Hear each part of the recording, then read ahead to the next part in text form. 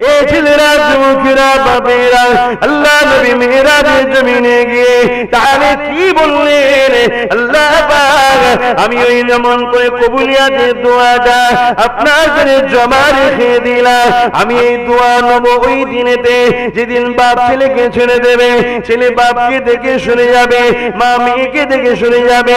এই দুনিয়ায় একে অপরের কত মহাব্বত, কেউ কাউকে চিনবে না, সবাই ভয়ে ভয়ে যে পালাবে যে নেকি না চেয়ে বসে থাকে। এই কঠিন দিনেতে যেদিন মাথার কিনুগুলো খুলে খুলে নাক দিয়ে ঝরে ঝরে পড়বে, এই যুবকেরা এটা মনি সাহেবদের বানানো নয়, বাপের গল্প শোনাতে এসেনি। আমার মুস্তাফা জানের রহমত জানাচ্ছে, আমার আল্লাহর পাক কালামুল্লাহ শরীফ জানাচ্ছে, যে দিনেতে আদম নবীও বলবে নফসি নফসি, মুসা নবীও বলবে নফসি নফসি, ঈসা নবীও বলবে নফসি নফসি, সবাই বলবে নফসি নফসি নফসি নফসি নফসি। ওই দিনেতে শুধুমাত্র একজনের জবান দিয়ে বেরোতে লাগবে, ইয়া রাব্বি হাবলি ইয়া উম্মতি ইয়া উম্মতি। কে তিনি যাকে তুমি আমি ছেড়ে দিয়েছি, কে তিনি যাকে তুমি আমি ব্যবসা থেকে বার করে দিয়েছি, কে তিনি যাকে তুমি আমি সংসার জীবন থেকে সরিয়ে দিয়েছি, কে তিনি যাকে তুমি আমি আত্মীয়তা জীবন থেকে সরিয়ে দিয়েছি, কে তিনি যাকে তুমি আমি মা বাপের মহব্বতের জিন্দগি কেমন বাপ বেটার সম্পর্ক হবে, কেমন মা বেটার সম্পর্ক হবে, এই জিন্দগি থেকে সরিয়ে দিয়েছি। কে তিনি এই কঠিন দিনে তিনি আমার তোমার হবে, যাকে তুমি আমি দুনিয়া জমিনের রাজনীতির জীবন থেকে সরিয়ে দিয়েছি। মনে রেখে দিও, ময়দানে মাশরে কেউ আপন হবে না গো, ময়দানে মাশরে আপন হবে যিনি তোমাকে আমাকে আজ বাঁচাবার জন্য আল্লাহ দরবারে মদিনা জমিনে কাঁদতেছে। তিনি আল্লাহ পাকের দোস্ত নবী মুহাম্মদ রাসূল।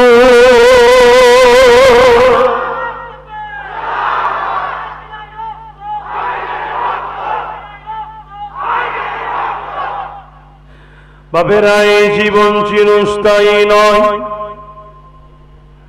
আজ আছে জীবন, কাল এই জীবন থাকবে না। এই জমিনের উপরে কত মানুষ এসেছে, কত মানুষ এই জমিন থেকে চলে গেছে।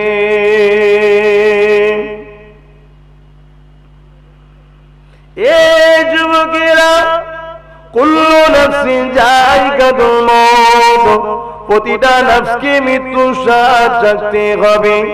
সে জমিদারের সন্তান হোক, সে গরিবের সন্তান হোক, সে রাজার ছেলে হোক, আর বা ফুটপাতে পড়ে থাকা গরিবের ছেলে হোক, প্রতিটা জিনিসকে মৃত্যুর স্বাদ চাখতে হবে। সূরা রহমানের মধ্যে আল্লাহ জানান, কুল্লু মান আলাইহা ফান, সবকিছুই আল্লাহ ফানা করে দেবে। এ যুবকেরা, তরুণেরা, বাপেরা, একটা দিন আল্লাহর কাছে হিসাব নেবে। কারণ এই দুনিয়া জমিন হলো পরীক্ষার হলের মতো, যখনই ঘন্টা বেজে যাবে খাতা জমা নেওয়া হয়ে যাবে, আর তোমাকে সুযোগ দেওয়া হবে না। যেদিন রেজাল্ট বেরোবে, তুমি যদি ঠিকভাবে পড়াশোনা করে কাজ করে যদি লিখতে পারো, তোমার আমলের জিন্দেগি লিখা খাতা যদি ভালো হয়, তুমি তখন হাসতে লাগবে। আর যদি খারাপ হয়ে যায়, সেদিন তোমায় কাঁদতে হবে। বুঝাবার জন্য বলে যায়, যদি দুনিয়া জমিনে তোমার আমলের জিন্দেগি ইমান অবস্থায় ভালো হয়, আল্লাহর কাজগুলো ঠিকভাবে যদি করে যেতে পারো, মৃত্যুর ঘন্টার পরে সব বন্ধ হয়ে যাবে। একটা দিন আছে, ওই দিন রেজাল্ট হবে। ওই দিনটাকে সূরা জুমার ৬০ নম্বর আয়াতে আল্লাহ জানিয়ে দেয়, সুম্মা নুফিকা উখরা ফাইযাহুম কিয়ামুন ইয়ানজিরুন, আবার সিংহায় ফু দেওয়া হবে, সবাইকে উঠানো হবে। সেই দিন সবাই দেখতে লাগবে, যে সামান্য পরিমাণ নেকিও করেছে তারও প্রতিদান পাবে, যে সামান্য পরিমাণ গুনাহ করেছে তারও প্রতিদান পাবে। এ যুবকেরা, আব্বার তরুণেরা, ওই দিনটা বড় কঠিন হবে, বড় কঠিন হবে। সেদিন কেউ কারো হবে না, বাপ ছেলের হবে না, ছেলে বাপের হবে না, মা মেয়ের হবে না, মেয়ে মায়ের হবে না। একে অপরকে দেখে পালাবে, দেখে পালাবে। আজকে যে ছেলে পুলেদের জন্য বাপেরা কত কি করছো, আর ছেলে পুলেরাও আব্বাকে কত ভালোবাসছো, ভালো জিনিস, এটা দুনিয়াদারি, কিন্তু কোনো কাজে লাগবে না, পালাবে কেন? যদি একটা নেকি চাই, এই ভয়ে একটা নেকি চাই।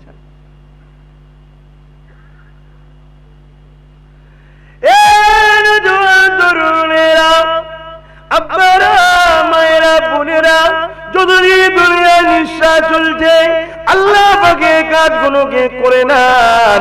কি কাজ করবো? মা তাকুমুর রাসূল ফাকুযুহু ওয়া মা নাহাকুম আনহু ফান্তাহু। রাসূল যা আদেশ করেছে মেনে নাও, নবী যা নিষেধ করেছে ছেড়ে দাও। যদিও রাসূলের কাজ, ইসলামের কাজ করতে কম পারো, ইসলামের ক্ষতি কোনোভাবে না করে ফেলো, কেননা গুনার মাপ আছে, বেঈমানের মাফ নাই। ইসলামের যে ক্ষতি করে ও কখনো ঈমানদার থাকতে পারে না। গুনাহগারের বলবেন তো, গুনাহগারের অসুবিধা হচ্ছে, আমার উপরে কিছু রাগ টাগ আছে নাকি? একটু বলবেন তো। গুনাহগারের মাপ আছে, বেঈমানের, ইসলামের ক্ষতি যে করে সে বেঈমান, বেঈমানের মাপ নাই। তরুণেরা, কি আলোচনা করবো সবই তো জানেন, তথাপি একটু ভাবিয়ে দিয়ে যায়। অইচ্ছাকৃত ভাবে আমাদের দ্বারা ইসলামের ক্ষতি হয়ে যাচ্ছে না তো? আমরা বুঝে উঠতেই পারছি না, অথচ আমরা সব একা একজন ইসলামের ক্ষতিকারকের খাতায় নাম ফিকে ফেলিনি তো? নিজের দিকে একটু তাকিয়ে দেখেন, কেননা এই জমিনের উপরে আমাদের কিছু কাজ আছে গো, ওই কাজ আল্লাহ দিয়েছে গো। নামাজ যেমন কাজ, ওই নামাজকে প্রতিষ্ঠিত রাখা তেমন কাজ। রোজা যেমন কাজ, ওই রোজাকে প্রতিষ্ঠিত করে রাখা তেমন কাজ। হজ যেমন কাজ, ওই হজের প্রচার রাখাটা তেমন কাজ। দান খায়রাত করা যেমন কাজ, ওই দান খায়রাতের প্রচার রাখাটা তেমন কাজ। এ যুবকেরা, তরুণেরা, সব থেকে আর একটা কথা বলে যায়, নবী আমার বিদায় নেবার সময় আমাদের ঘরে কয়েকটা কাজ দিয়ে গেলেন। কি কাজ দিয়ে গেলেন বাবারা? আমি নবী চলে যাচ্ছি তোমাদের কাছে, তিনটে জিনিস রেখে যাচ্ছি বাবা, এই তিনটে জিনিসকে তোমরা হেফাজত করবে বাবা। প্রথম নম্বর হলো কিতাবুল্লাহ, আল্লাহ পাকের কিতাব। এই কিতাবকে তোমরা মজবুত করে ধরবে, এই কিতাব পড়বে, এই কিতাবকে দুনিয়াতে প্রচার রাখবে, এটা নবী পাক বলে গেছে। দ্বিতীয় নম্বর হলো সুন্নতে রাসূলি, আমি নবী আমার সুন্নাতকে ধরো, এই সুন্নাতে প্রচার রাখো। তিন নম্বর হলো আহলে বাইতি, আমি নবী আমার খানদানদের রেখে গেলাম, আমার খানদানদেরকে মজবুত করে ধরবে, মুহাব্বত করবে। আর মিশকাত শরীফের হাদিস আব্দুল্লাহ ইবনে উমর থেকে আল্লাহ নবী জানিয়ে দিলেন, বিশ্বের মানুষরে কিয়ামত পর্যন্ত ইসলামের ঝান্ডাটা আমি নবী আমার খানদানের সন্তানের হাতে থাকবে।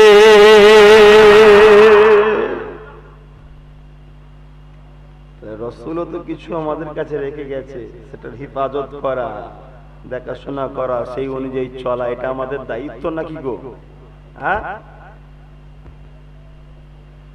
মুসলমান ঘরের ছেলে মেয়েরা, তরুণেরা, বাবেরা, আজকে রজব মাস এখনো শেষ হয়নি, চলছে।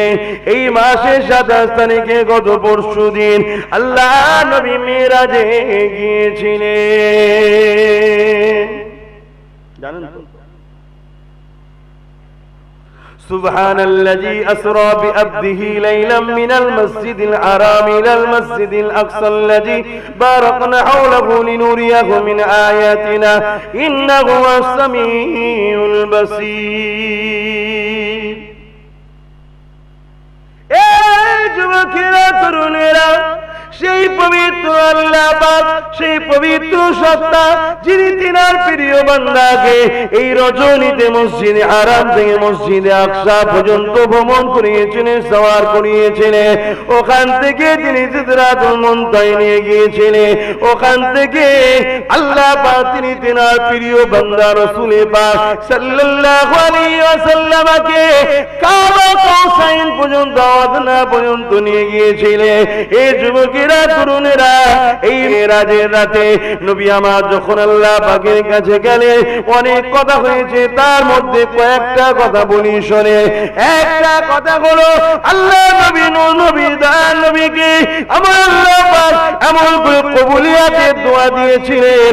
কবুলিয়াতের দোয়াটা কি জিনিস? প্রত্যেকটা নবী আলাইহিস সালামকে কবুলিয়াতের দোয়া আমার আল্লাহ পাক দিয়েছেন। এই কবুলিয়াতের দোয়া যেটা চাইবে সেটা কবুল হবে। আমার আল্লাহ নবী পাককে দিলেন, হাবিব আপনাকেও আমি কবুলিয়াতের দোয়া দিলাম, যেটা চাইবেন আমি আল্লাহ পাক কবুল করে নেব।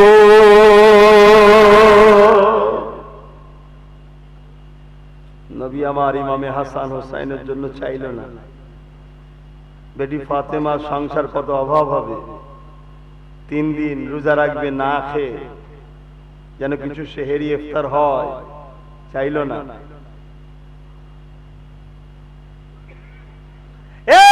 যুবকেরা, তরুণেরা, নিজের বিবেকে প্রশ্ন করো, তোমরা কোন রাস্তায় আছো? কে তোমাদের ঘরে নবীর থেকে সরাচ্ছে? তোমরা একটু দেখো, কেননা পৃথিবীর জমিনে দুটো দল আছে। একটা দল হলো রহমানের অর্থাৎ আল্লাহ পাকের, আর একটা দল হলো ইবলিস শয়তানের অর্থাৎ আগে যার নাম ছিল। এই দুটো দল রয়েছে। এই যুবকেরা, তরুণেরা, বাপেরা, রহমানের দলে যদি থাকতে চাও তাহলে নবীর নবীর না বলতে হবে, নবীর ওয়ারিস উলামাদের অনুসরণ করে চলতে হবে। এই যুবকেরা, ইবলিস দলের লোকেরা সর্বসময় চায় তোমাকে আমাকে বিভিন্ন দিক দিয়ে ভুলিয়ে ভুলিয়ে আল্লাহর বিরুদ্ধে দাঁড় করাবে। তাই তোমাকে আমাকে লড়াইতে ঢুকাচ্ছে, তোমাকে আমাকে সুদে ঢুকানো হচ্ছে, তোমাকে আমাকে জেনা ব্যভিচারে ঢুকানো হচ্ছে, তোমাকে আমাকে গানে ঢুকানো হচ্ছে, তোমাকে আমাকে যাত্রায় ঢুকানো হচ্ছে, তোমাকে আমাকে খেলার নামে সেখানে যাত্রা গান অর্ধলঙ্গ নারী নিয়ে এসে নাচানো হচ্ছে। তুমি আমি যুবক ছেলে দুনিয়ার ময়ায় জালে জড়িয়ে ওই খেলার ময়দানে চলে যাচ্ছি, যেখানে গিয়ে দেখতে লেগেছি অর্ধলঙ্গ নারীরা নাচতে লেগেছে, তুমি আমি দেখতে লেগেছে। এ যুবক একবার ভয় লাগে না? তোমার মৃত্যু তো তোমার যখন ঘটতে পারে, আমার আল্লাহ তোমাকে তার থেকে আস্তে আস্তে সরিয়ে দিচ্ছে, আর ইবলিস তোমাকে আস্তে আস্তে আল্লাহ থেকে সরিয়ে তার দিকে নিয়ে যাচ্ছে। এই জমিনে তোমার এই গ্রামেতে অনেক যুবক ছিলেন, জানাজা হয়েছে। তুমি কি জানো কবরের জমিনে কি হয়? কবরের জমিনে 99টা করে সাপ দেওয়া হয় এবং কবরের জমিনে জাহান্নামের একটা গর্ত বানিয়ে দেওয়া হয়। এই যুবক ছেলেরা, কি খেয়ালে আছো, কি নেশায় আছো জানি না, তোমাকে এই নেশায় জড়িয়ে রেখে ওই দিকে তোমার বোনের বোরখা ধরে সন্ত্রাসেরা টানতেছে। তুমি আমি তো নেশাতে ঘোর, এটা তো শয়তানদের প্ল্যান। আল্লাহ নবী মেরাজের জমিনে গিয়ে, মেরাজে গিয়ে নবী আমার কবুলিয়াতের দোয়া চাইলেন না। নবী আমার কবুলিয়াতের দোয়াটাকে আল্লাহ পাকের কাছে জমা রেখে দিলেন।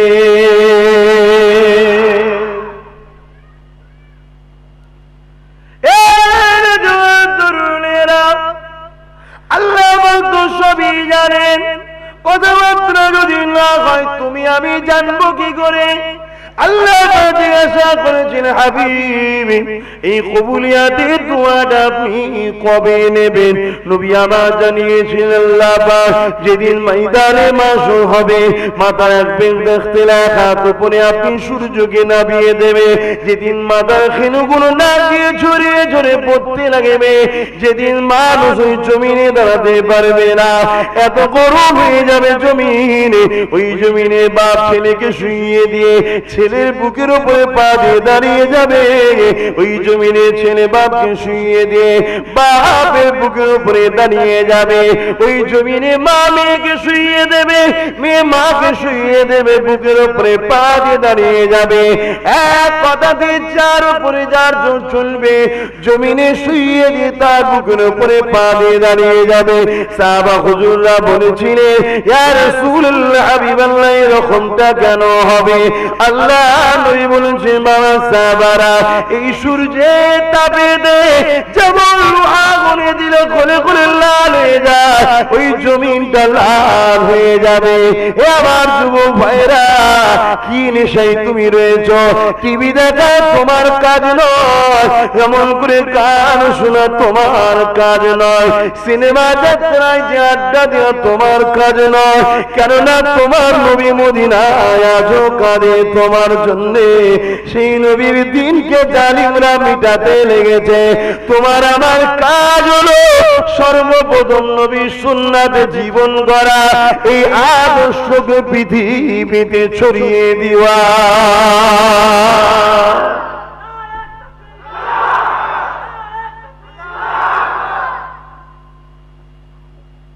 এত কঠিন দিন হবে,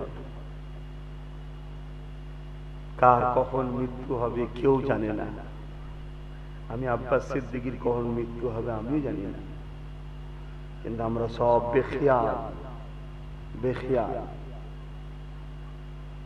আমার তো মনে হয় না যে 24 ঘন্টার মধ্যে একবারও হয়তো মরণের কথা মনে হয় না। হয়তো এমন লোক প্রচুর আছে, মাসকে মাসে হয়তো মরণের কথা মনে পড়ে না। আচ্ছা, কিন্তু মৃত্যু একদম সত্য। আর মৃত্যুর কোনো বয়স নেই যে 80 পার হলে হবে, 60 পার হলে হবে, 50 পার হলে হবে, এমন কোনো ব্যাপার না।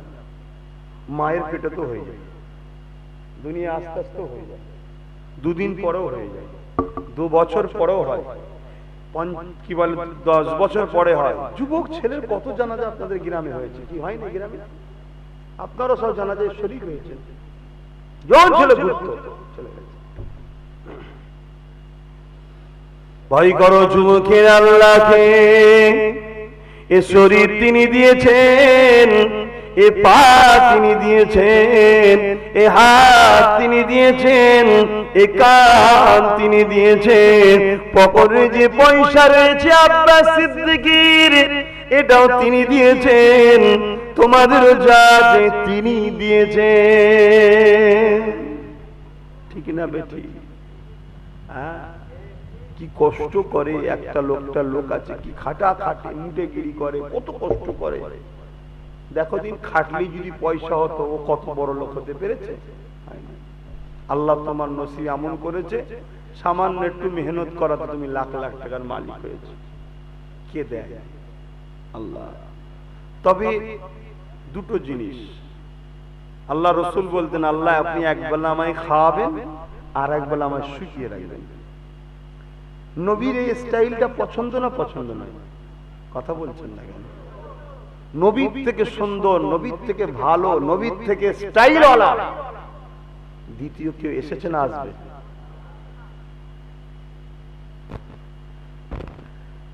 সর্বসময়ের নতুন আপডেট মডেলের নাম হলো মুহাম্মদ রাসূল। জোরে বলুন সুবহান।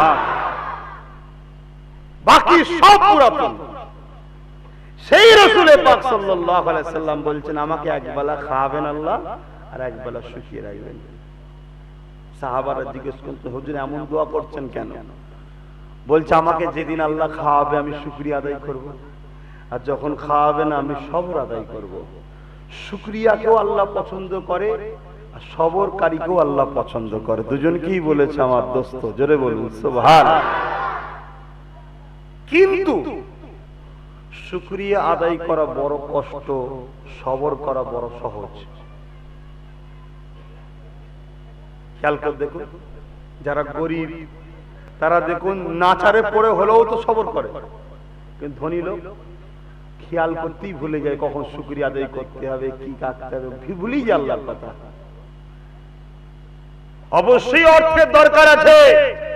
আল্লাহর কাছে বলবে, আল্লাহ আপনি যদি আমাকে ধনী করেন তো উসমান গনির মতো করবেন, আর না হয় আমার ধন দৌলত দরকার নেই। যে ধন দৌলত নিয়ে জাহান্নামে যাব ও ধন দৌলত আমার দরকার নেই, উসমান গনির মতো করুন, ওই ধন দৌলত দিয়ে আমি জান্নাতেও যেতে পারবো। জোরে বলুন সুবহানাল্লাহ।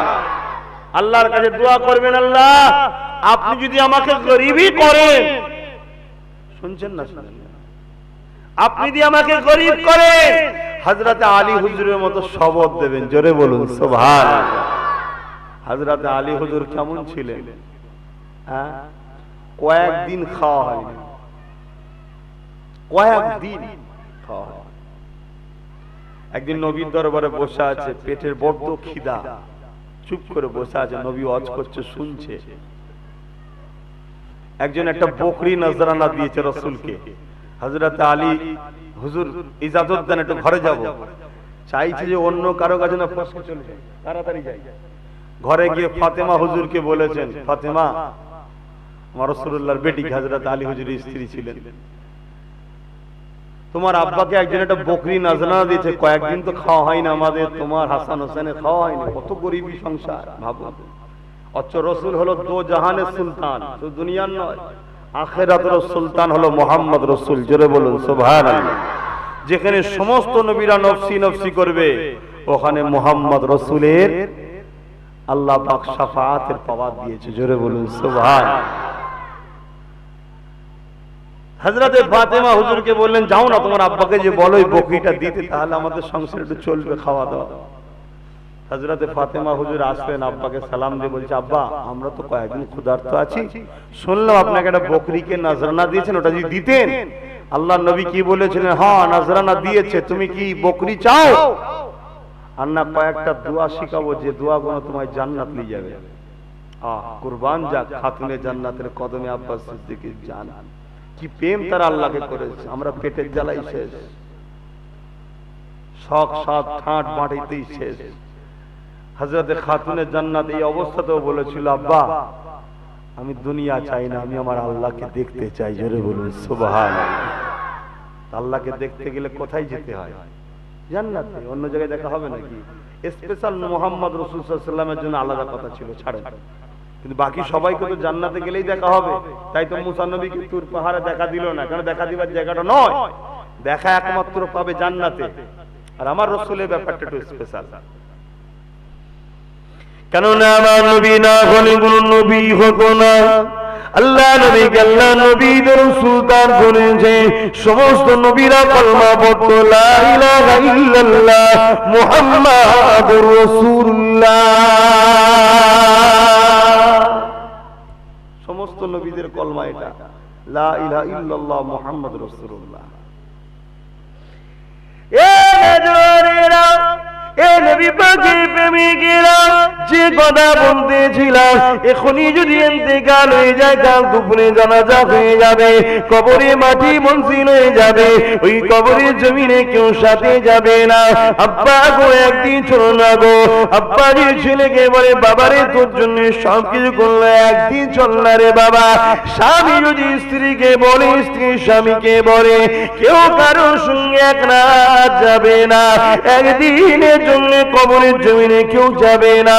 কিন্তু শুনে রেখে দাও, যারা দুনিয়ায় নবী নবী নবী নবী নবী নবী নবী নবী নবী করেছো, ওই কবরের জমিনে এখনই শুইয়ে দিয়ে সবাই তোমায় ফিরে চলে আসবে। ওই মদিনাওয়ালা কিন্তু তোমায় ছেড়ে দেবে না। বুখারী মুসলিমের হাদিস, তিনি তখন কবরে তাশরীফ নিয়ে আসে। আরো জোরে বলুন সুবহান। যে নবীকে ভুলে দুনিয়ার লিডার করে ধরল, ওই লিডার নাও যাবে না। যে নবীর দিনকে ছেড়ে দিয়ে দুনিয়ায় লোভ লালসায় ধন দৌলতের পিছনে চলে গেলে, ওই টাকা পয়সা কবরে কাজে লাগবে না। আমি আবার বলছি, ভুল বুঝবেন না। আল্লাহ তোমায় যদি হালাল ইনকাম দেয়, তুমি BMW, মার্সিডিজ, ফেরারি যা খুশি চাপো, ইসলামে বাধা নাই। একটার জায়গায় 10টা এসি ঘরে লেগে আরামে শো, ইসলামে বাধা নাই, কিন্তু হালাল ইনকাম করতে হবে। আমি কিছু বুঝাতে পারছি? যাক, আমার আলোচনা থেকে ফিরে আসি। এই ছেলেরা, যুবকেরা, বাপেরা আল্লাহ নবী মেরাজে জমিনে গিয়ে তাহলে কি বললেন?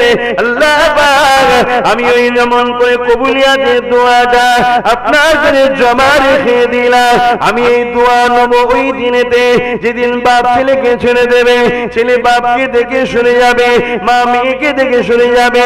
এই দুনিয়ায় একে অপরের কত মহাব্বত, কেউ কাউকে চিনবে না, সবাই ভয়ে ভয়ে যে পালাবে, যে নেকি না চেয়ে বসে থাকে।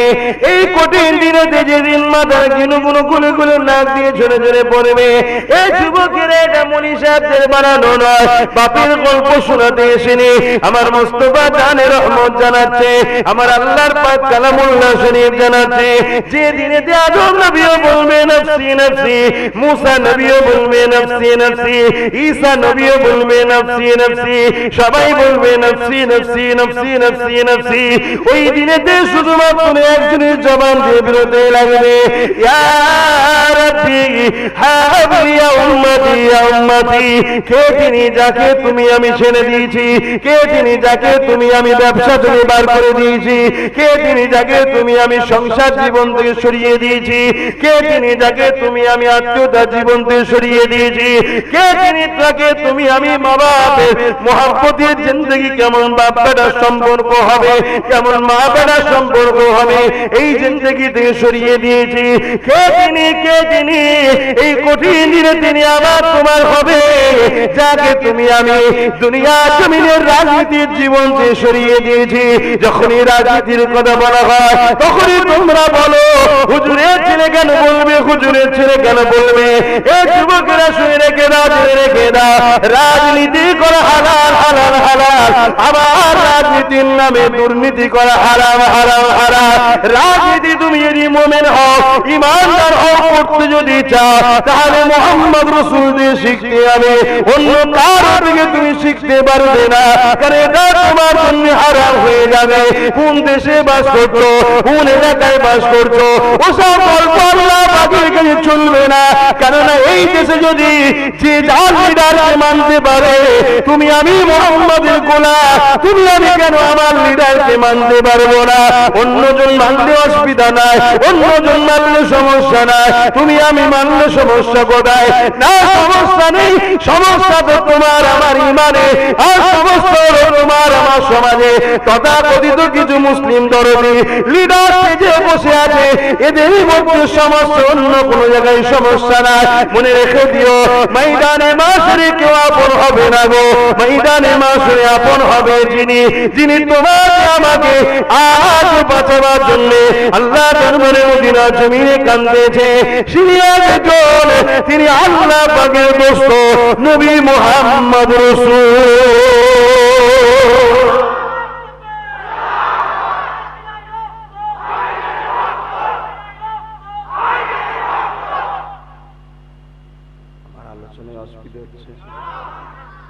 একটা কথা মনে রাখবেন, কোরআন আমার একা নয়, কোরআন আপনাদের, রসুল আমার একা নয়, রসুল আপনাদের, আল্লাহ আমার একা নয়, আল্লাহ আপনাদের। ঠিক না বেটি? তাহলে কোরআন, রসুল, আল্লাহর বিরুদ্ধে যদি কোনো কথা হয়, আপনারও বলার সেখানে অধিকার আছে। আর কোরআন, আল্লাহ, রসুলের পক্ষে যদি কথা হয়, কোন পীর সাহেব করেছে, কোন পীর সাহেব করেনি, কোন ইমাম করেছে, কোন ইমাম করেনি, ও সব শরিয়াতের দলিল নাই। শুনছেন না শোনেন নেই? কথা বুঝছেন না বোঝেন নেই? বাবেরা নওজওয়ানেরা আসুন, ফিরে আসুন, মুক্তি যদি পেতে চান সেই নবী পাককে ধরুন না। আগামী দিন আরো বিপদ আসছে, চোখ দিয়ে এখনো তো পানি বেরোয়, কাল পানি বেরোবে না। এই দিনটা খুব বেশি দূর নয়। আমি আপনাকে বলে যাই, 2-3 বছর ওয়েট করে দেখো, যদি আমার কোনো পছন্দ নয় যা খুশি করো, 2-3 বছর পরে মিলিয়ে নেবেন আমার কথা। আগামী দিন চোখ দিয়ে পানি নয়, পানির জায়গায় খুন বেরোতে লাগবে, খুনও শুকিয়ে যাবে, দিশেহারা খুঁজে পাবেন না। কারণ নবী আমার কিয়ামত পর্যন্ত যা বলার বলে দিয়ে গেছে, সব পর বলে দিতে পারবো। এ যুবকেরা, তরুণেরা, বাবেরা, তবে চিন্তা বেশি বাকি নাই, কারণ পরিস্থিতি দুনিয়া খুব খারাপের দিকে। কারণ নবী আমার জানিয়ে দিলে, যখন দেখবে ঘরের বাপ কোনো চাকর হয়ে গেছে, জানবে দুনিয়া খুবই শেষের দিকে। যখন জানবে এমন করে মা কোনো দাসী হয়ে গেছে, তখন সমাজ বড় খারাপ হয়ে যাবে।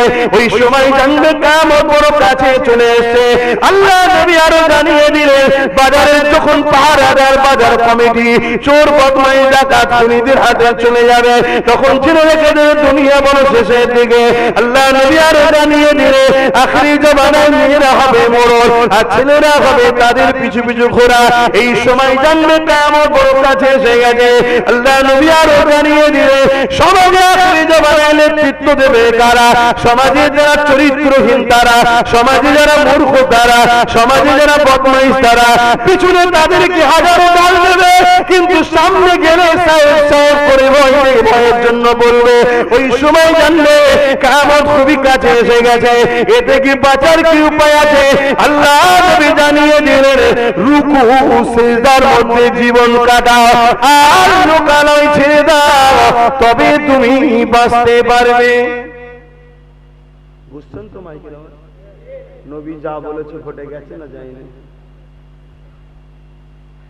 এবারে যে নবী মানে নবীর কথা মানবে, সে শুধরে যাবে, প্রস্তুতি নেবে। আর যে মানে না, এক কান্দে শুনবা, এক কান্দে নবীর কথা কি শুধু অমুসলিমরাই মানে না মনে হচ্ছে? কিন্তু আমি বলছি, আজকের দিনে নবীর কথা মুসলমানের তো অমুসলিমরা বেশি মানে। শুধু মুহাম্মাদুর রাসূল বলে মানে না, এই জায়গাটা তারা মানে না। বাকি নবীর সব কথাকে তারা 100% জানে এটা সত্য, আর মুহাম্মদ রাসূল ও রাসূল এটাও সত্য তারা জানে, তাই সব কথাকে গুরুত্ব দেয়। আমরাই শুধু বলি মুহাম্মদ রাসূলকে রাসূল বলে মানি, কিন্তু তার রেখে যাওয়া কর্মকাণ্ডগুলোকে আমরা মানি না।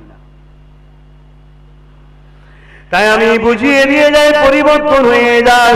এই যুবকেরা, তরুণেরা, বাপেরা, বাঁচতে যদি চান ফিরে আসে, এখনো সময় আছে, বাঁচার একটাই রাস্তা আছে। লিডার চেঞ্জ করা বাহানা কোনো ব্যাপার নয়। নিজের জিন্দেগিটাকে একটা নেতার অনুসরণ করে চালাতে হবে। তিনি অন্য কেউ নয়, কামলিওয়ালা, মাদানিওয়ালা, মুহাম্মদ রাসূলের অনুসরণ করে চলতে হবে। কেননা দ্বিতীয় কোনো অপশন নেই আমাদের কাছে। এই জমিনের উপরে যারা তোমাদেরকে ওই নবীর রাস্তা দেখাবে, তোমাদেরকে ধরে ধরে নবীর কদমে নিয়ে যাবে, তার সঙ্গে জুড়ে যাও, তার পাশেই দাঁড়িয়ে যাও। দুনিয়ার অন্য কাউকে দেখালে তার কাছে যেও না, নবীর পাশে দাঁড়িয়ে যাও। এই যুবকেরা, তরুণেরা, বাপেরা, আমাদের এই জমিনের উপরে কিছু কাজ রয়েছে। আর সমাজে একদল মানুষ বলে বেড়ায়, ইসলাম নাকি নারীদেরকে অসম্মান করে, নারীদেরকে ইসলাম নাকি পরাধীন বানিয়েছে, নারীদেরকে নাকি ইসলাম কষ্ট দেয়। শোনা যায় না, যায় না? বলে না, বলে না? এদের সাথে কি আমরা একমত? আপনাদের অসুবিধা হচ্ছে? অনেক কথা আছে এই বিষয়টার উপর, একটু বলি নারীদের ব্যাপারটা। আজকে দিনে নতুন করে আবার একটা কথা উঠেছে, নারীরা তোমাদের হিজাব পরা যাবে না, কেননা হিজাব নারীদেরকে অসম্মান করা হয়।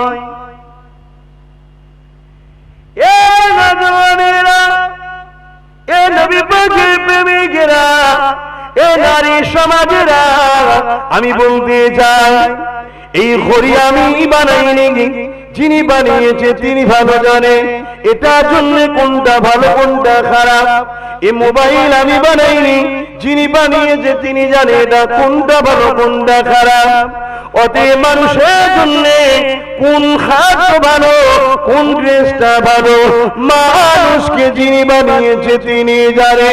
মোটেই মুসলমানরা নারীদেরকে পর্দা করার কথা বলে না, পর্দা করার কথা যিনি সৃষ্টি করেছে সেই মালিক আল্লাহ পাক বলেছে। যিনি বানিয়েছে তার থেকে বেশি কেউ ভালো জানে নাকি?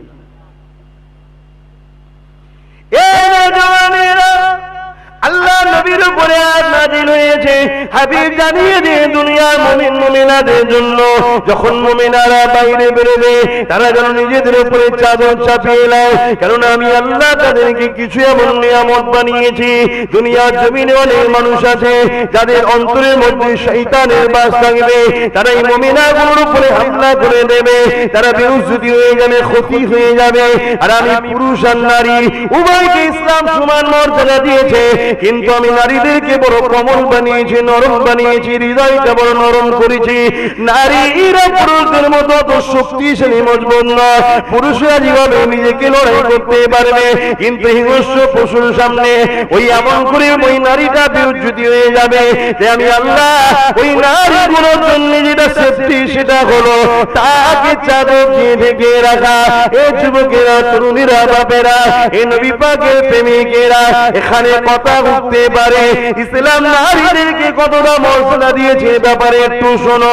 আজ আমরা অনেকে জানি না, আল্লাহ নবী নূর নবী দয়ার নবী জানিয়ে দিলে এ বিশ্বের মানুষেরা নারী পুরুষ উভয় মর্যাদা সমান সমান, উভয় ইসলামের সমান সমান।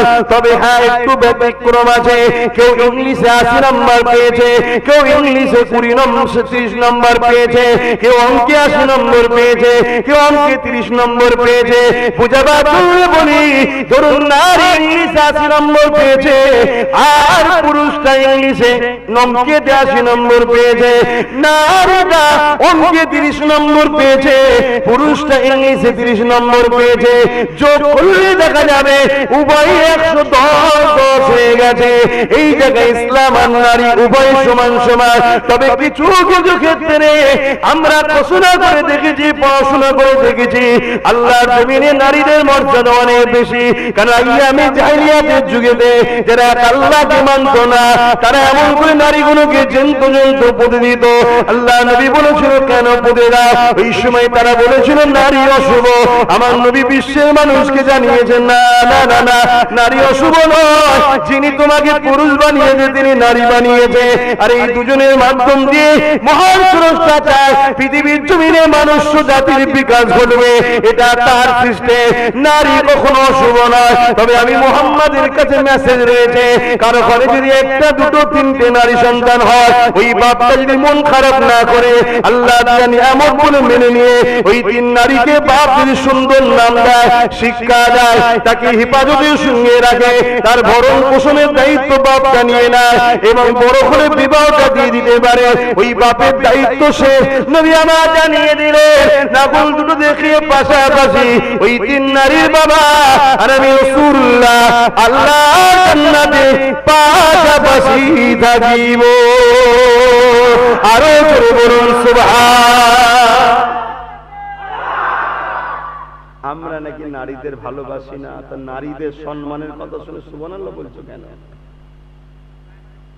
আমরা নারীদেরকে সম্মান করি, ঠিক না বেঠি? 50টা ছেলে এসে গেল, কোনো হাদিস নেই যে 50টা ছেলের বাপ আর রাসূল জান্নাতে পাশাপাশি থাকবে। 3টে কন্যা সন্তান এলে ওই বাপ যদি 3 কন্যাকে সুন্দর নাম দেয়, তার ভরণ পোষণের দায়িত্ব নাই, তাকে শিক্ষা দেয়, উপযুক্ত সময় উপযুক্ত পাত্র খুঁজে বিবাহ দেওয়া, দিলের খবর আল্লাহ জানে। চেষ্টা করেছে, হয়েছে একটা, ওটা তুমি ইচ্ছা করে করবে, তোমার চেষ্টা তো ভালো ছিল, দিতে পারে, বাপের ডিউটি শেষ। নারীদের কত মর্যাদা ইসলামে। বিবাহের আগ পর্যন্ত বাপ বডিগার্ড, বিবাহের পরে স্বামী বডিগার্ড, বুড়ো হয়ে গেলে বুড়ি হয়ে গেলে স্বামী যদি না থাকে বা থাকলেও বড় ছেলে হচ্ছে বডিগার্ড। কি কত মর্যাদা। কিন্তু এই জাহেলরা সেই আবু জেল, উতবা, সাইবা, এজিদের মতো নারীগুলোকে উলঙ্গ করতে চায়। কিছু পশু আছে তারা চোখের খায়েশ মিটাতে চায়, এজন্য তারা চাইছে হিজাবটা তুলে দেওয়া হোক। আমরা হিজাবের পক্ষে দাঁড়াবো না, বিরুদ্ধে। কিন্তু আমাদের তো সর্বসময় সাপোর্ট হিজাবের বিরুদ্ধে হয়, আর আজকে বলছেন পক্ষে দাঁড়াবো। যদি কষ্ট লাগে কিছু করার নাই, কিন্তু আমাকে বলতে হবে আল্লাহ পাকের জন্য। এই যুবকেরা, আমার বাইরে বোনেরা শুনে রেখে দাও, এই জমিনে একটাই স্বপ্ন থাকবে, মান আহাব্বা লিল্লাহ ওয়া আবগাদা লিল্লাহ ওয়া আতা লিল্লাহ ওয়া মানা লিল্লাহ ফাকাদ ইসতাকবালা ঈমান। বন্ধুত্ব আল্লাহর জন্য, আত্মীয়তা আল্লাহর জন্য, দুশমনী আল্লাহর জন্য, বিচ্ছেদ আল্লাহর জন্য, সেই প্রকৃত ঈমানের মজা পাবে। তার আব্বাস সিদ্দিকী বলবে আল্লাহর জন্য, আব্বাস সিদ্দিকী কাউকে সাপোর্ট করবে আল্লাহর জন্য, আব্বাস সিদ্দিকী কাউকে লড়াই করবে আল্লাহর জন্য, আব্বাস সিদ্দিকী কাউকে বন্ধু করবে আল্লাহর জন্য। এই মাসলা তো আপনাদের জন্য। আপনারা যদি আব্বাসের বিরোধী করতে চান, ওই বিরোধীর পিছনে যেন আল্লাহ থাকে, আল্লাহ থাকে। আল্লাহর জন্য আব্বাসের বিরোধী করে, আল্লাহর জন্য আব্বাসকে বন্ধু করেছি, আল্লাহর জন্য আব্বাসের বিরুদ্ধে বলি, আল্লাহর জন্য আব্বাসীকে সঙ্গে থাকি। অন্য কোনো উদ্দেশ্য থাকলে তোমার আমার চলবে না। এই যারা আমার বিরোধী করো, জানি না কোন কারণে তোমরা আমার বিরোধী করো, যদি আল্লাহর জন্য করে থাকো অবশ্যই ঠিক করছো, ঠিক করছো, ঠিক করছো। দুনিয়ার গদি বাঁচাতে গিয়ে, দুনিয়ার গাড়ি বাড়ির জন্য, দুনিয়ার কোন জালিম লিডারকে খুশি করার জন্য যদি তোমরা আমাকে গালিগালাজ করে থাকো, মনে রেখে দিও আমি কিছুই জানি না, আমার মালিক কিন্তু সব জানে। সেদিন তোমায় বুঝিয়ে দেবে, যেদিন তোমার মিনহা খালাকনাকুম ওয়া বিহা নুঈদুকুম ওয়া মিনহা নুখরিজুকুম তারাতান উখরা বলে মাটি দিয়ে চলে আসবে। আর এই মশলা শুধু তোমার জন্য নয়, হাড়ি গলা ফাটিয়ে বলে যায়, বুক লম্বা করে বলে যায়, এই মশলা আব্বাস সিদ্দিকীর জন্য। আমি যদি নিজের লালসার জন্য কোন কাজ করে থাকি, আল্লাহ আমার পৌঁছাবে না। আমার যখন মিনহা খালাকনাকুম ওয়া বিহা নুঈদুকুম ওয়া মিনহা নুখরিজুকুম তারাতান উখরা বলে মাটি দিয়ে লক্ষ কোটি লোক চলে আসবে। ভাইজান, ভাইজান, ভাইজান করে ভালোবাসবে। কেউ না চিনো আমাকে, আমার আল্লাহ জানে। আর আমার লড়াই যদি আল্লাহর জন্য হয়, এই যুবকেরা শুনে রেখে দাও, এই লড়াই তোমরা যারা আমার সাথ দেবে, নবী আমার বুখারী মুসলিমে জানিয়ে দিলে, এক ব্যক্তি এসে জিজ্ঞাসা করলে, মাআদাত্তা লাহা ইয়া রাসূলুল্লাহ হাবিবাল্লাহ, কিয়ামতটা কবে হবে? নবী আমার বললেন, মাআদাত্তা লাহা, বাবা ছেলে তুমি কি করেছো?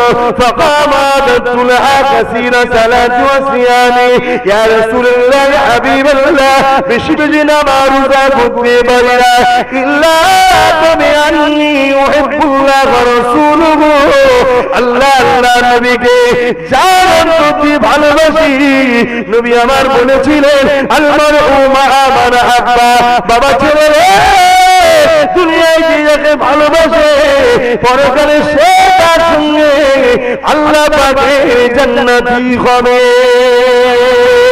যদি আমার লড়াইটা আল্লাহর জন্য হয়, আমার লড়াইটা যদি আল্লাহর সৃষ্টি মানুষ জাতির জন্য হয়, আমার লড়াইটা যদি আল্লাহর সৃষ্টি অন্য ধর্মের হলো আল্লাহর সৃষ্টি হওয়ার জন্য হয়, এই লোকেরা আল্লাহ যদি থাকে, তোমরা যদি আমার সাথে থাকো, ইনশাআল্লাহ আখিরাতে আমরা একসাথে থাকিব।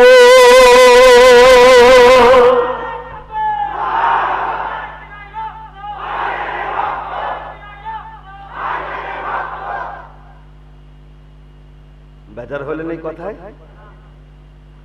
খুলে একদম, হাতের পাঁচটা গোল সমান নয়। এক বাড়িতে দুটো ছেলেই মিল নেই, আমার বাড়িতে সবাই যে মিলে থাকবে এমনটাও ব্যাপার না। আমি কাউকে যদি পীর বলে মানি, আল্লাহর জন্য মানব। কাউকে যদি ইমাম বলে মানি, আল্লাহর জন্য মানব। কাউকে যদি শায়েখ বলে মানি, আল্লাহর জন্য মানব। তাহলে সে যদি আল্লাহর দিকে হয় তবেই তো মানব, ঠিক না বেঠিক তো? কেন আমাদের মডেল আব্বাস সিদ্দিকী নয়, আমাদের মডেল কোন পীর সাহেব মুফতি সাহেব কেউ নয়, আমাদের মডেল একজন, কে? মুহাম্মদুর রাসূল সাল্লাল্লাহু আলাইহি ওয়াসাল্লাম। তিনি যা করেছে বা করতে বলেছে আমরা করব, যা করতে নিষেধ করেছে আমরা করব না, ঠিক না বেঠিক? যাক আসেন আমি পর্দা দিয়ে ফিরে যাই। নারীদের কতটা মর্যাদা ইসলাম দিয়েছে শুনুন। আল্লাহ নবী নারীগুলোকে বাঁচালেন, শুধু তাই নয়, আল্লাহ নবীকে একজন এসে জিজ্ঞাসা করেছিলেন, ইয়া রাসূলুল্লাহ হাবিবাল্লাহ, সব থেকে আমার উপরে কার সম্মান, কার আমার উপরে সব থেকে বেশি কার হক? বললেন তোমার মায়ের, তারপরে কার তোমার মায়ের, তারপরে কার তোমার মায়ের, তারপরে কার তোমার বাপের। তিনবার রাসূল মায়ের কথা বলেছে, অর্থাৎ মা নারীর জাত, নারীর মর্যাদা ইসলাম কত দিয়েছে।